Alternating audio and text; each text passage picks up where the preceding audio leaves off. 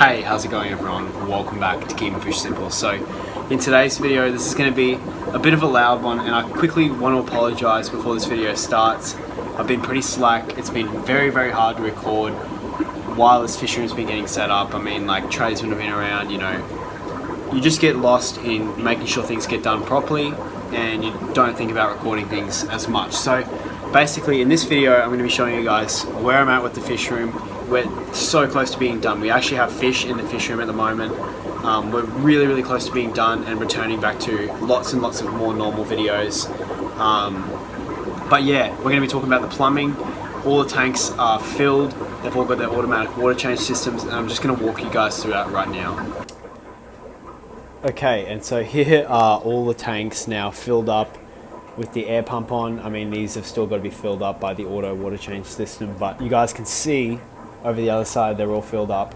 And basically this rack of tanks is now done. So as you guys who are watching this might have figured out, this is a overflow system. So this is all automatically water changing.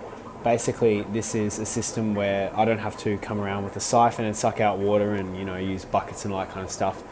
Basically this system is completely automatic, and the way it works is it pumps fresh water and then overflows water out the back of the tank. So I'll show you guys on this tank, for example. So what you guys can see are these black feeders. So these black feeders go into the back of the tank, like you can see here. These guys are connected to my water tank, which is in the other shed. Now the water tank gets pumped into here. All the tanks have an individual dripper which drips into the tank and fills it up.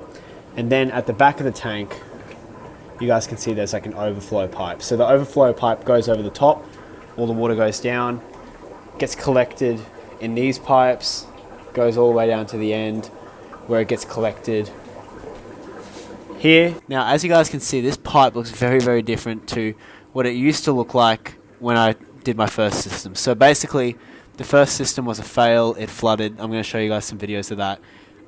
Yeah, it was a complete nightmare. I filled up all the tanks, and then I don't know why I thought it'd be a good idea to use 20mm pipe as a gutter, but I did that for some reason and I completely flooded my fish room. So now we've got 90mm and it works a treat.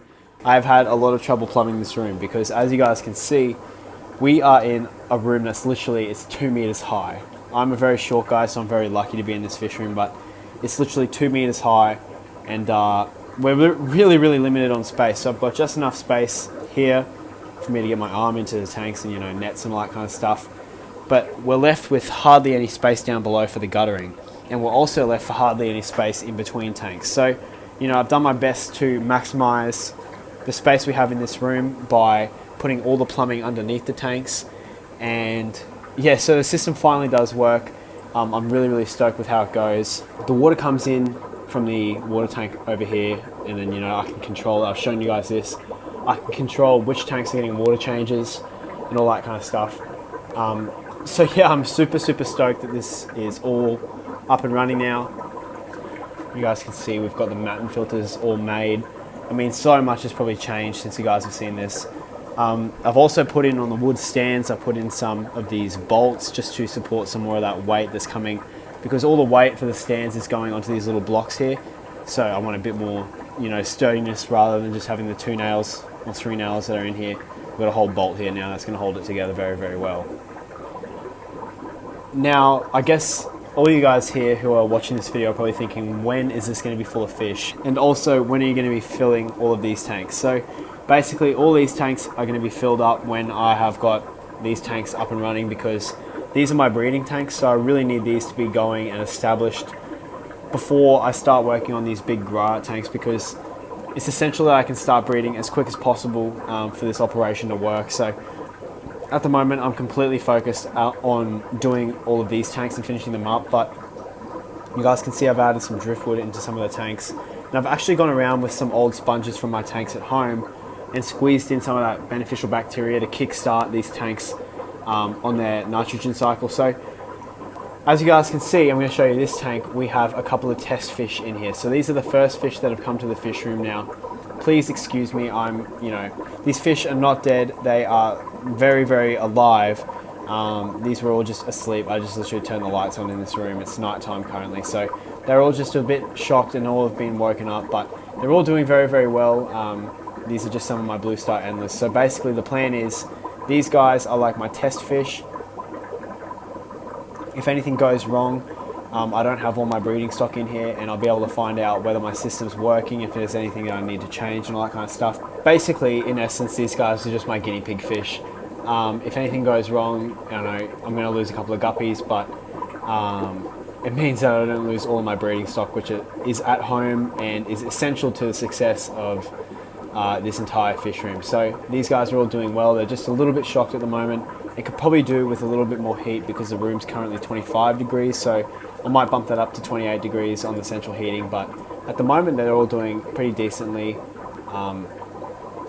And yeah, I'm just super excited for how this fish room's coming along. And basically, I guess this is where we're at the moment. There is still a ton of work left to do. There is so much stuff that's still left to do in here. Obviously, all these tanks have to be filled up. The entire room is a pigsty. It's just a nightmare. There's stuff all over the floor. It's still a construction site, so there's quite a lot of stuff to do, and I'm going to keep you guys updated. But I just really quickly wanted to show you this weekend what's happening in this room, because it is a very, very small space. You guys can see, I mean, this is 70 centimeters wide here of space, and we've got to walk around here. We've got access to all of the other tanks over here. So I'm just super, super excited to have this all coming along. Yeah, I don't know. I'm kind of like lost for words to see this all actually in action at the moment. So pretty much I'm going to wrap the video up here. I'm sorry that it was short. I'm sorry I didn't have anything to show you guys, but I've just been super, super busy with building this thing, and I just really quickly wanted to show you guys where I'm at with it. So thank you so much for watching this video, guys, and I'll see you guys in the next one.